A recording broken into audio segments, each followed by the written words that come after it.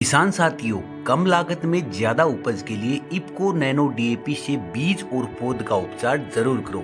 गेहूं, जौ, चना, मेथी, जीरा जैसी फसलों के लिए 1 किलोग्राम बीज को 5 मिलीलीटर नैनो डीएपी से उपचारित करो। सरसों की फसल के लिए 1 किलोग्राम बीज के लिए 10 मिलीलीटर नैनो डीएपी से उपचारित करो। पौध वाली फसलों में 1 लीटर पानी में 5 मिलीलीटर नैनो डीएपी से जड़ का उपचार जरूर करो। किसान साथियों, नैनो डीएपी से खर्चा कम और उत्पादन ज्यादा। किसान साथियों, कम लागत में ज्यादा उपज के लिए इफ्को नैनो डीएपी से बीज और पौध का उपचार जरूर करो। गेहूं, जौ, चना, मेथी, जीरा जैसी फसलों के लिए 1 किलोग्राम बीज को 5 मिलीलीटर नैनो डीएपी से उपचारित करो। सरसों की फसल के लिए 1 किलोग्राम बीज के लिए 10 मिलीलीटर नैनो डीएपी से उपचारित करो। पौध वाली फसलों में 1 लीटर पानी में 5 मिलीलीटर नैनो डीएपी से जड़ का उपचार जरूर करो। किसान साथियों, नैनो डीएपी से खर्चा कम और उत्पादन ज्यादा।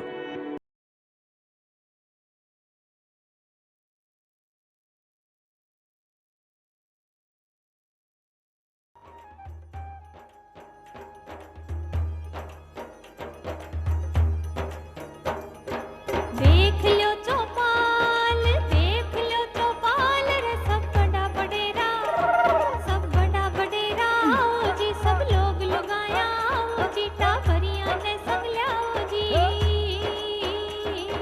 देख लो चौपाल रे सब बड़ा बडेरा, सब बड़ा बडेरा आओ जी, सब लोग लगाया आओ जी, टाबरिया ने संग लाओ जी।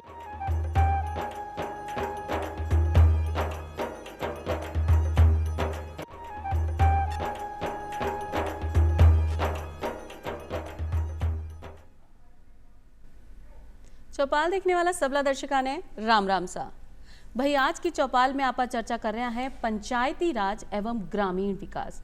अगर ग्रामीण विकास की बात की जाए तो समझो जावे है कि भाई बटे स्वास्थ्य सुविधाएं पूर्ण रूप से होनी चाहिए, महिला विकास की बात होनी चाहिए, प्राथमिक शिक्षा की व्यवस्था होनी चाहिए, टाबरा के खेलकूद के लिए शिक्षण प्रशिक्षण की व्यवस्था होनी चाहिए, महिला सशक्तिकरण की बात होनी चाहिए, बाल विकास की बात होनी चाहिए, स्वास्थ्य की बात करें तो टाबरा के टीकाकरण की भी संपूर्ण व्यवस्था होनी चाहिए। जी हाँ, क्योंकि कई बार ऐसा देखने में आवे है कि लोग अपना गांव ने छोड़कर शहरा की ओर पलायन करें हैं। इको मुख्य कारण आई है कि धरातल पर अगर बात करी जाए तो गांव में ऐसी सुविधाएं नहीं हो पावे है। इसलिए ही अपनी सरकार प्रयासरत है और जो पंचायती राज की त्रिस्तरीय व्यवस्था बनाई गई है वह ई उद्देश्य से ही बनाई है कि जितनी भी ग्राम पंचायत में परेशानी है, समस्याएं हैं, बी को निस्तारण कर बी के लिए योजनावा बनाई जाए। और ई ही विषय पर आज आप चर्चा करांगा और चर्चा करवा के लिए मैं आमंत्रित किया है छोटू राम मीणा जी ने, जो कि बीडीओ हैं पंचायत समिति किशनगढ़ रेंडवाल माए। छोटू जी था को बहुत बहुत स्वागत है अपना चौपाल माए। बी के साथ ही मैं आमंत्रित किया है सरपंच ग्राम पंचायत कावट, तहसील खंडेला, जिला सीकर से मीना सैनी जी ने। मीना जी था को भी बहुत बहुत स्वागत। राम राम जी, पूजा जी। अब आपने बातचीत शुरू करा हाँ, और सबसे पहला सवाल आ ही आवे है कि भाई जो पंचायती राज मॉडल की आपा बात कर रहे हैं, इसकी त्रिस्तरीय व्यवस्था काई है। पंचायती राज संस्थाओं के अंदर जैसे आपने ग्रामीण विकास की बात करी तो इसमें 3 स्तरीय संस्थाओं का गठन किया गया है, जो ग्राम स्तर पे और जो ग्रास रूट लेवल पे ग्राम पंचायत होती है, जिसमें सरपंच और सरपंच के साथ में उसका वार्ड पंचों का बोर्ड, ग्राम विकास अधिकारी और वहाँ पर एक खनिज सहायक होता है जी। उसके बाद में जो मध्यवर्ती जो संस्था है उसमें पंचायत समिति और उसके पंचायत समिति सदस्यों को मिला के उनका बोर्ड जो प्रधान की अध्यक्षता में होता है, वहाँ पर खंड विकास अधिकारी और विभिन्न तरह का और स्टाफ उसके साथ होता है। और जो एपेक्स संस्था है जो जिला स्तर पे है, जैसे जिला परिषद, यहाँ पर जिला प्रमुख साहब और वहाँ पर मुख्य कार्यकारी अधिकारी, अतिरिक्त मुख्य कार्यकारी अधिकारी, इस तरह से जो जिला और ब्लॉक और ग्राम पंचायत ग्राम स्तर के ऊपर ये त्रिस्तरीय व्यवस्था है जी। और आ त्रिस्तरीय व्यवस्था जो है वो आपने एक सीधे सीधे अगर आप बोलते हैं तो जो ग्रामीण लोग हैं बी के ही सहायता के लिए है कि अगर ग्राम पंचायत में लोगों ने बताया जाए कि बेबी समस्या आ रही है तो वो सीधो सीधो अपनी पंचायत समिति में पहुंचावे हैं और पंचायत समिति से वो फिर जिला परिषद तक जी जावे और बी के आगे को फिर प्रोसेस होवे। जब आप बात करा कि आज आपने साथ सरपंच जी भी हैं, तो सरपंच जी आपना जो गाँव है बी में आपकी बालिका शिक्षा यानी शिक्षा की क्या स्थिति है? मेरी ग्राम पंचायत कांवट है, तहसील खंडेला में पड़ती है और सीकर ज़िले की सबसे बड़ी पंचायत भी मानते हैं। तो उसमें मैं आपको बता दूं पूजा जी कि मेरी जो बालिका शिक्षा है वो पुरजोर पर है, उसमें पूरी अच्छी है और बालिका शिक्षा पर मैं भी पुरजोर देती हूँ, ध्यान देती हूँ। और मेरी ग्राम पंचायत में कम से कम बालिका और बालकों को मानकर कम से कम 15,000 छात्र और छात्राएं अध्ययनरत हैं। इसमें 4 या 5 हमारी सरकारी संस्थाएं हैं और 4-5 ही हमारी प्राइवेट संस्थाएं हैं। जितनी प्राइवेट संस्थाएं में संख्या भरमार है उनसे कई गुना मेरी सरकारी संस्थाओं में भी बच्चे और बच्चियों की संख्या भरपूर है। तो मेरी ग्राम पंचायत में बच्चियों पर पूरा ध्यान दिया जाता है। एक संस्था है मेरी Balika Vidyalaya senior secondary school है।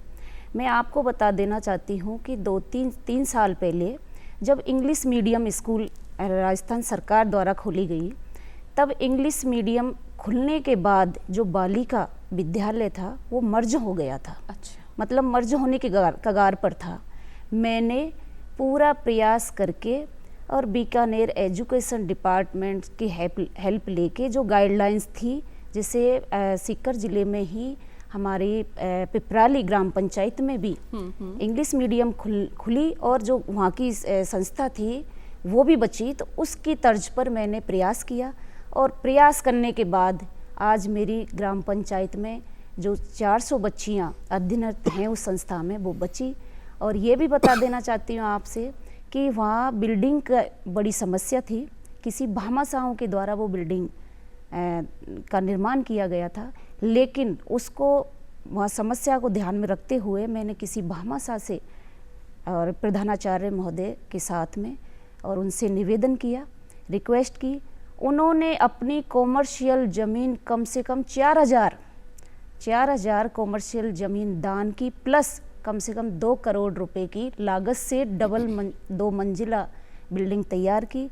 तो उन बच्चियों को ध्यान में रखते ही और उन जो हमारे भामाशाह थे उनका भी मन किया और आज बच्चियाँ उनमें अध्ययनरत हैं और प्रत्येक क्षेत्र में आगे बढ़ रही हैं। यही आपनो विकास है कि अगर आप सब लोग ठान लिया तो जो काम बिगड़ रहे हो है बीने भी आपा बना सका। यानी भामाशाह की मदद से आपा ने आ काम कर लियो कि जो विद्यालय हो बीने बचा लियो और 450 छात्राएं बी में अभी पढ़ रही हैं। जब आप पंचायती राज की बात करें तो ग्रामीण विकास में आपनो पंचायती राज क्या भूमिका निभा सके या भी को महत्व काई है? ग्रामीण विकास में जैसे सरपंच साहब अभी शिक्षा की बात कर रहे थे, शिक्षा के साथ में स्वास्थ्य है, जल है, कनेक्टिंग रोड्स हैं और इसके अलावा सामाजिक गतिशीलता के बहुत सारे काम हैं। इनके लिए जो भी विभिन्न मदों से राज्य सरकार या केंद्र सरकार के द्वारा जो फंड आते हैं उस मद को इन भौतिक परिसंपत्तियों के निर्माण के लिए वहाँ पर सरपंच और सरपंच का बोर्ड एक संस्था हो गई, ये पंचायती राज हो गई। अब कोई डेवलपमेंट के गैप्स हैं, सड़क बनानी है या स्कूल बनाना है या पोर्टेबल वाटर के लिए कोई पंप सेट बनाना है, तो उसमें ग्राम पंचायत आइडेंटिफाई करती है कि कौन कौन से काम हैं जो ग्राम पंचायत में करवाए जाने हैं और बहुत सारे काम हैं तो उनमें प्राथमिकता कौन से काम हो सकते हैं। बिल्कुल। डिपार्टमेंट इस बात को नहीं आइडेंटिफाई कर सकता उतनी अच्छी तरह से जितनी तरह से पंचायती राज संस्थाएं कर सकती है, क्योंकि पंचायती राज संस्थाओं के अंदर सरपंच वहाँ गांव का आदमी होता है और गांव के द्वारा चुना हुआ होता है। दूसरी बात वार्ड पंच होते हैं वहाँ पर, तो उन लोगों को ज़्यादा पता है कि कहाँ पर काम होना चाहिए और कहाँ पर काम की प्राथमिकता है।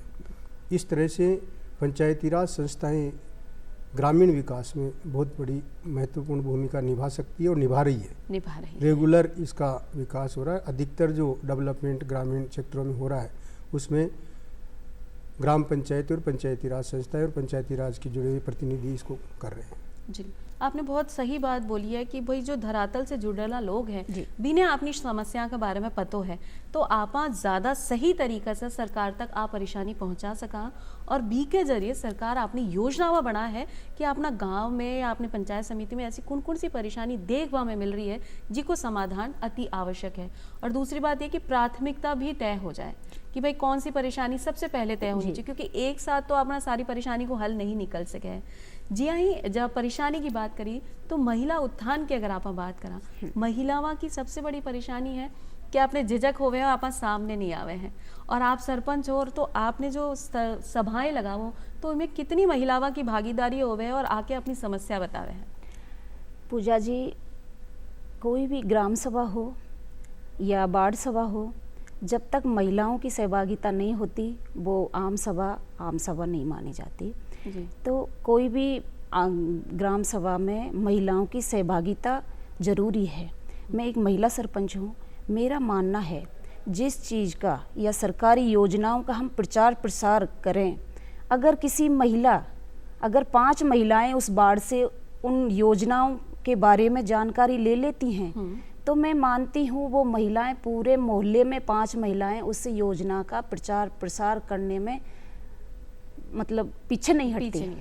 जितना हम माइकों द्वारा या पोस्टरों द्वारा प्रचार प्रसार नहीं कर सकते, सिर्फ 5 महिलाओं के माध्यम से हम वार्ड में प्रचार प्रसार करना आसान समझते हैं। बिल्कुल। इसलिए उनकी सहभागिता ज़रूरी है, क्योंकि महिला अगर किसी योजनाओं का लाभ लेना चाहती है तो मैंने ये मेरे 10 साल के कार्यकाल में ये देखा है कि वो हमेशा प्रत्येक योजना के लिए तत्पर रहती है कि हमें कौन सी योजना का लाभ कैसे लेना है। जी। तो आपने समझ में आ जाए कि भाई आपने पास अधिकार तो है लेकिन मैंने काम किया लिया, लाभ आपने किया लिया। तो महिला एक ऐसा जरिया है जिससे सूचना बहुत जल्दी पहुंच जाती है। आपा ने मजाक में तो बोला है कि भाई अगर कोई बात फैलानी है तो महिला ने बता दो, लेकिन अगर कोई काम भी कराना हो तो बहुत सही तरीका से एक महिला कर सके। इसमें पूजा जी मैं ऐड करना चाहूँगा कि जैसे बहुत सारी मीटिंगों में और पंचायती राज एक्ट में और सर्कुलर्स में महिलाओं की भागीदारी की 1% भी कम से कम इतने लोग तो उसमें हो गए। कोई कमेटी बनती है तो उसमें महिला प्रतिनिधि का भी उसमें प्रावधान किया हुआ है। इसलिए महिलाओं की भागीदारी में सरपंच साहब की बात कोई बता रहा था कि इसमें हमेशा कोई ना कोई भी होता है, कमेटी हो चाहे मीटिंग हो चाहे सभा हो, तो उसमें महिलाओं की भागीदारी वैसे भी डिपार्टमेंट के द्वारा सुनिश्चित करी हुई है और वो एग्जीक्यूट करना ही पड़ेगा। जी। आपने कहीं लगे हैं मीणा साहब कि आप जो महिलावा की बात कर रहे हैं, भी आगे बढ़ावा की बात करें, तो महिला सशक्तिकरण में आज त्रिस्तरीय जो व्यवस्था है वो क्या योगदान कर रही है? इसमें पूजा जी रिजर्वेशन का प्रावधान तो है ही, इसके अलावा कई महिलाएं ऐसे भी सामान्य सीट पे भी आ रही है, लेकिन अभी धीरे धीरे महिलाओं के अंदर जागृति बढ़ रही है। इसमें सबसे जो देखने को यह आ रहा है कि महिलाएं रिजर्वेशन की वजह से या पारिवारिक सपोर्ट की वजह से इसमें आ तो रही है, लेकिन इनकी जो भागीदारी है वो अभी हमको और इसको सुनिश्चित करना पड़ेगा। जी। इसमें परिवार के कुछ लोग काम करते हैं या महिला उतनी एक्टिव भागीदारी नहीं कर पाती है, या सामाजिक रूप से अभी हम जो गतिशीलता है उस गतिशीलता में हम आगे बढ़ रहे हैं। डेफिनेटली पहले से 10 साल पहले से आज महिलाओं ने अपना काम करना शुरू कर दिया है, वो ग्राम पंचायतों में जाती भी है, लेकिन एक ऑफिशियल सिस्टम के अंदर वो जाएं, खुद इंडिपेंडेंट हो और काम को देखे, कार्रवाई को खुद प्रोसीड करे, और जो ग्राम पंचायत का डेवलपमेंट प्लान बनता है उसमें वो खुद अपनी भागीदारी करें। बिल्कुल सही बात कि सिर्फ नाम नहीं जानो चाहिए महिला को, और काम करने वाला कोई और व्यक्ति, महिला स्वयं अगर जिम्मेदारी ले रही है तो काम भी बीने ही करना चाहिए। बहुत ही सही बात बताई। जी हाँ, अभी आप शिक्षा की बात करी तो अगर ग्रामीण विकास में अगर बात करा तो स्वास्थ्य भी एक महत्वपूर्ण भूमिका निभा रहा है। तो आपने जो प्राथमिक चिकित्सालय वगैरह हैं, या अगर आप टावरा के स्वास्थ्य की बात करा, भी का टीकाकरण की बात करा, तो आपकी ग्राम पंचायत में भी की क्या व्यवस्था है?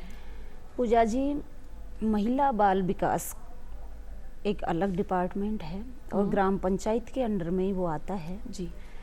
मेरी ग्राम पंचायत कांवट में महिला बाल विकास के 9 केंद्र हैं, सेंटर हैं। उन पर संख्या जो बच्चों की है वो अच्छी संख्या है और जो उनका पोषण वगैरह है मैं हमेशा ध्यान रखती हूँ, सेंटर पर जाती हूँ। और एक जिम्मेदारी जो एक पोषाहार वितरण की है, संबंधित सेंटर का वार्ड पंच को जिम्मेदारी दे रखी है मैंने। ठीक है। और जब मुझे टाइम मिलता है मैं भी जाती हूँ। वार्ड पंच की सहभागिता के साथ में ही वहाँ की कार्यकर्ता और उनका जो पोषण लाभार्थियों को देती है वो वितरण करते हैं, जिससे कि लाभार्थी और कार्यकर्ता जो वहाँ के सेंटर पर कार्यकर्ता वगैरह हैं उनमें तालमेल बना रहे। ये नहीं रहे कि इस बच्चे को उनका पोषाहार नहीं मिला। हाँ। और ज़रूरी भी है, जब तक सेंटरों पर जाके हम मॉनिटरिंग नहीं करेंगे, हमारे वार्ड पंच वहाँ नहीं जाएंगे तो वहाँ देखभाल नहीं करेंगे, तब तक कई अव्यवस्थाएं भी हो सकती हैं। तो मेरी ग्राम पंचायत में 9 सेंटरों पर बढ़िया काम हो रहा है और बच्चों की भी संख्या अच्छी है और कार्यकर्ता वगैरह पोषाहार का वितरण भी अच्छे करते हैं। पोषाहार प्रत्येक लाभार्थी को पहुंचाते हैं और पोषाहार बच्चे लेते हैं तो स्वस्थ भी रहते हैं। सही बात है कि कोई भी काम आप कर रहे हैं तो वी को क्रियान्वयन सही हो रहे हो कि नहीं हो रहे हो, बी की जांच पड़ताल आपने करती रहनी चाहिए और वे थे चोखा तरीका से कर रहे हो। ऐसा देखबा में आवे है कि आपने अगर ग्राम पंचायत में थोड़ा सा कम काम हो रहा है तो अपनी पंचायत समिति ने बहुत सारी चुनौतियों का सामना करना पड़ा है। तो ऐसी कौन कौन सी चुनौतियां हैं जो आप ग्रामीण विकास से जोड़ सका? ग्रामीण विकास से जुड़ी हुई चुनौतियाँ तो बहुत सारी पूरी पंचायत समिति में, जैसे अभी इन एवरेज 30 ग्राम पंचायतें 35 ग्राम पंचायतें एक बहुत बड़ा क्षेत्र होता है जी। तो इसके अंदर डेवलपमेंट को लागू करने के लिए वहाँ ग्राम पंचायत के अंदर टेक्निकल एक्सपर्ट्स जो JTA जूनियर टेक्निकल असिस्टेंट्स हैं, IN हैं और अकाउंट्स के लोग नहीं हैं नीचे जो खातों को पूरा मेंटेन करे। तो ग्राम पंचायत समिति स्तर के ऊपर ही इनको देखा जाता है, ग्राम पंचायत की मॉनिटरिंग सिस्टम है जी। और अब धीरे धीरे जो कनेक्टिविटी बढ़ रही है, जैसे वीडियो कॉन्फ्रेंसिंग हो गई, व्हाट्सएप ग्रुप हो गया, गवर्नेंस हो गया, तो उससे गवर्नेंस की प्रक्रिया में बढ़ोतरी हो रही है और धीरे धीरे इसमें सुधार आ रहा है। लेकिन थोड़ा सुपरविजन का, क्योंकि बहुत बड़ा एरिया होता है एक पंचायत समिति में और काफ़ी फंड्स ग्राम पंचायतों को डिसबर्स हो रहे हैं सेंट्रल गवर्नमेंट से, स्टेट गवर्नमेंट से, तो उसकी सही मॉनिटरिंग हो।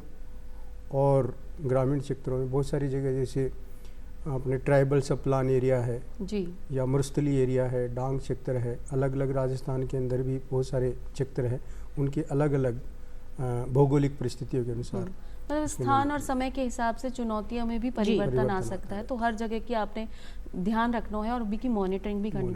चुनौतियों की जब आप बात करा तो आपने होना चाहिए कि आपने पास कुछ अधिकार भी हो जिसे आप भी समस्याओं को निपटारो भी कर सका। तो पंचायत समिति के पास कौन कौन सा अधिकार हुए हैं?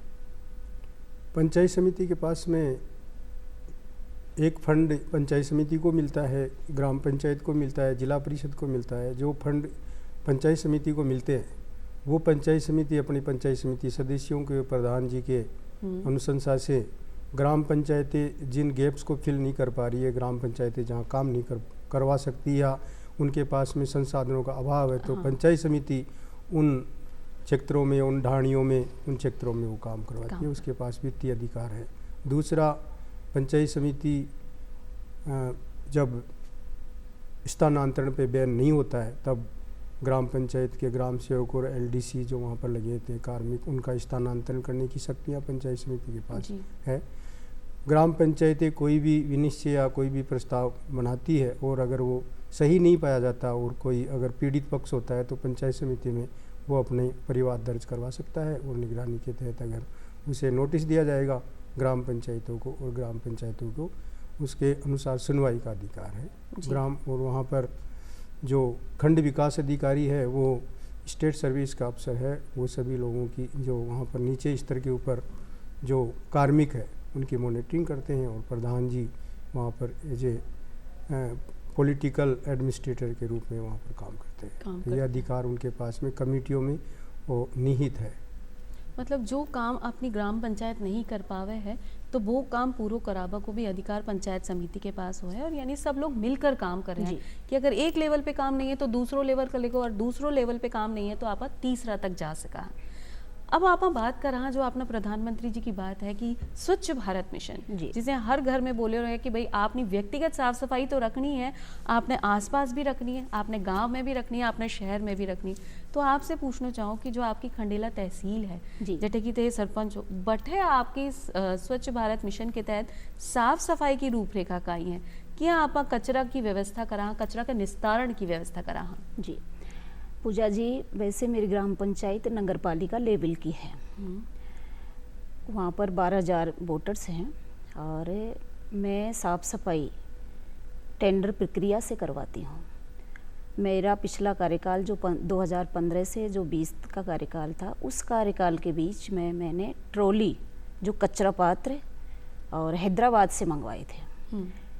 प्रत्येक वार्ड वाइज मैंने उन कचरा पात्रों को, जहाँ पर ये दिखता था सार्वजनिक जगह थी कि यहाँ कचरा इकट्ठा होता है, उन कचरा पात्रों को रखवाया जी।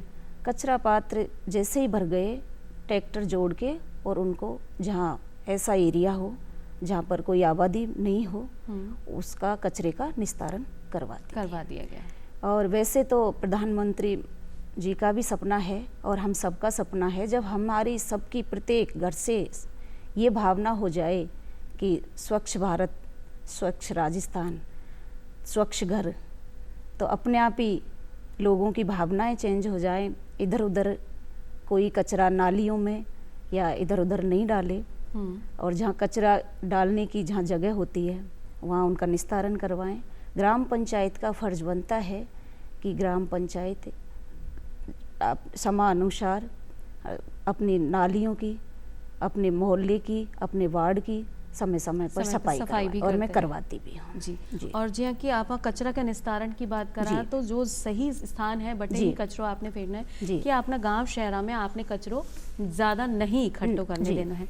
आपसे पूछना चाहा मीना जी कि जो आप मृत पशुओं की अगर बात करा, तो पहले तो कहीं चील का हुआ, गिद्ध ऐसा होता तो भी को निस्तारण स्वयं से स्वयं समय के साथ हो जाता हो, लेकिन आज के समय में वो अगर कोई मृत पशु अपने गांव में, अपने पंचायत में है, तो भी को निस्तारण आप किया करा, क्योंकि बी से आपने परेशानी भी हो सके, कीड़ा भी लग सके, महामारी भी फैल सके, तो बी का निस्तारण की क्या व्यवस्था है? ग्राम पंचायतों में जो मृत पशु होते हैं उनके टेंडर की प्रक्रिया है, वो टेंडर पंचायत समिति स्तर पे होता है। पंचायत समिति हड्डी ठेका करवाती है, और उसके अंदर ग्राम पंचायतों के हर साल ये हर वित्तीय वर्ष में एक हड्डी ठेका का प्रावधान है। अच्छा। उसमें खुली बोली से होता है, और उसमें हम ये भी व्यवस्था करते हैं कि ग्राम पंचायतें, जैसे मृत पशु है तो उसको कौन से स्थान पे डाला जाए, अभी हमने करवाया है, तो ग्राम पंचायतों को पाबंद भी किया है कि इसमें किसी तरह का न्यूसेंस या गंदगी या अस्वच्छता नहीं हो, तो एक पर्टिकुलर जगह के ऊपर वो वहाँ डालेंगे। जो हमारा ठेका है, जो ठेकेदार जो वहाँ जाता है, उसके आदमी उसको वहाँ पर उठा के और उसका निस्तारण करते हैं जी। उससे ग्राम पंचायत समिति को निजी आय भी होती है उससे। जी मीना, इसमें हम ग्राम पंचायत का फर्ज बनता है कि ऐसी जगह चूज करे जहाँ आबादी नहीं हो, और उससे जो आवारा पशु हैं इस तरह से उनको दफनाया जाए, और जैसे भाई खड्डा खोद के जेसीबी के माध्यम से या नरेगा के मजदूर लगाकर जो रोजगार भी मिल जाए लोगों को, और उसको जैसे दफना के और उस पर नमक डाल के, जिससे कि वो वहाँ का वातावरण प्रदूषित नहीं हो, जल्दी से उसका प्रदूषित वातावरण नहीं हो, इसलिए उसको खड्डा खोद कर ही दफनाया जाता है। जब आप साफ सफाई की बात कर ही रहे हैं, तो प्लास्टिक भी एक ऐसी चीज है जो आजकल हर जगह देखने में आवे है, और अपनी जो नाली है भी में घुसर अपनी नाली भी रोक दे तो भी से पानी भी बाहर आ जाए। अपना जो पशुओं की बात करा, अगर पशु खा ले तो भी का हलक में अटक जाए और वो भी परेशान हो जाए, तो प्लास्टिक को कम से कम उपयोग हो, ई के लिए थे क्या ही प्रयास कर रहे हो? पूजा जी, जब मेरी पंचायत की मीटिंग होती है तो उसमें मेरे कोरम के सभी सदस्य वार्ड पंच आते हैं। हम ये भी डिस्कस करते हैं कि सबसे पहले खुद से ही ये पहल करें कि मार्केट अगर हम कोई सामान लेने जा रहे हैं तो आपने थैलो ले जाएं। हाँ, कॉटन थैला साथ लेके जाएं। जब दुकानदार हमें कोई सामान तौल के देता है तो उसमें ही डलवाएं, न कि थैलियों में। कि जब हम थैलियाँ वहाँ से नहीं लेंगे तो थैलियाँ हमारे घर तक नहीं आएंगी। दूसरी बात, हम प्रचार प्रसार करके भी और दुकानदारों से कि यहाँ पे पेपर वाली बैग रखें और जैसे अपना कॉटन वाला और जूट वाला, और ये थैलियाँ नहीं रखें, तो काफ़ी सुधार है और धीरे धीरे सुधार हो भी रहा है। सुधार हो जी। तो आई बात है कि अगर आप कोशिश कराना तो हर चीज़ को हल निकल सकें। जी कि अभी मीना जी ने बताया कि आपने अपनो थैलो साथ में ले जा सका, तो कम से कम प्लास्टिक आप अपने घर लावा। और आपनी जो आदत है कि आपने घर को जितनो भी कचरो है आप थैली में भरा और भी फेंक देवा, तो आपने जो कुत्ता है या गाय है वो मुंह में उठाकर सब जगह फैला दे, तो बी से भी गंदगी हो सके। जब एक चीज़ और आपसे पूछनी है, जो ई ग्राम पंचायत है या आपा ई पोर्टल है, वो कहीं है, इन्हें भी आसान शब्द में एक बार आपने दर्शकों ने बता दो। ये ई गवर्नेंस, इलेक्ट्रॉनिक गवर्नेंस का एक विभिन्न प्रकार के मोड है जी। ऐप्स हैं ये, जिससे ऑनलाइन ट्रांजैक्शन होता है। ख़ासतौर से जो फाइनेंशियल ट्रांजैक्शन जो बहुत पहले तो कैश के द्वारा होता था, उसके बाद में चेक उसके साथ चल रहा था, फिर अब चेक और कैश सब बंद हो गया। अच्छा। अब जो खाता है उसके अंदर से ही जो हमारी पंचायत समिति का और जो बैंक के खाते हैं, जिस भी लाभार्थी को या जो भी टेंडर धारक है, उसका काम होने के बाद में उसके खाते में पैसा डालने की एक इलेक्ट्रॉनिक प्रणाली है। ये सही पाए जाने पर और विभिन्न प्रकार के प्राधिकारियों, सरपंच, वहाँ के तकनीकी अधिकारी, अकाउंटेंट, प्रधान साहब की अप्रूवल और फिर विकास अधिकारी के द्वारा जो OTP आता है, कई जगह पर डोंगल लगता है और उसके द्वारा उनके सीधे खाते में पैसा चला जाता है। तो किसी तरह का मनी हैंडलिंग इसमें नहीं होता है जी। तो इस तरह की जो ये ऐप्स हैं, ये जो प्रक्रिया है, पोर्टल है ये, जिससे फाइनेंशियल ट्रांजैक्शन पंचायती राज संस्थाओं का जो लाभार्थी या जो टेंडर धारक जो काम करते हैं उनके बीच में फाइनेंशियल ट्रांजैक्शन की प्रक्रिया हो जाता है। तो आप आसान शब्दों में यहाँ कह सका कि मतलब मध्यस्थता ने खत्म करवा के लिए सीधी सीधी प्रणाली है और जिसे सीधो योजना का जो रुपया को लाभ है वो लाभार्थी ने मिल सके है। तो मीना जी थे आया और मीना जी थे आई कि और इतनी चोखी जानकारी आपने पंचायती राज व्यवस्था पे की कि भाई पंचायती राज अपना ग्रामीण विकास में किया योगदान कर रहे हो है। तो आप दोनों ने धन्यवाद देवा हाँ, और आ ही कहवा कि जिया थे काम कर रहा हो बिया ही लगातार काम करता रहो। और दर्शिका से लेवा हाँ विदा, आज मैं चला फिर मिलांगा एक नई जानकारी के साथ, तब तक के लिए राम राम सा।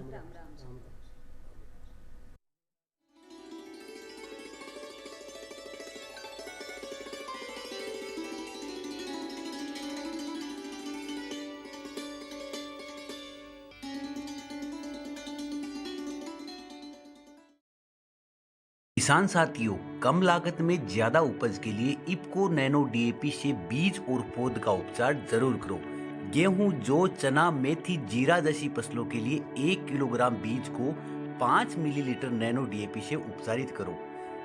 सरसों की फसल के लिए 1 किलोग्राम बीज के लिए 10 मिलीलीटर नैनो DAP से उपचारित करो। पौध वाली फसलों में 1 लीटर पानी में 5 मिलीलीटर नैनो DAP से जड़ का उपचार जरूर करो। किसान साथियों, नैनो DAP से खर्चा कम और उत्पादन ज्यादा। किसान साथियों, कम लागत में ज्यादा उपज के लिए इफ्को नैनो DAP से बीज और पौध का उपचार जरूर करो। गेहूं, जौ, चना, मेथी, जीरा जैसी फसलों के लिए 1 किलोग्राम बीज को 5 मिलीलीटर नैनो DAP से उपचारित करो। सरसों की फसल के लिए 1 किलोग्राम बीज के लिए 10 मिलीलीटर नैनो DAP से उपचारित करो। पौध वाली फसलों में 1 लीटर पानी में 5 मिलीलीटर नैनो DAP से जड़ का उपचार जरूर करो। किसान साथियों, नैनो DAP से खर्चा कम और उत्पादन ज्यादा।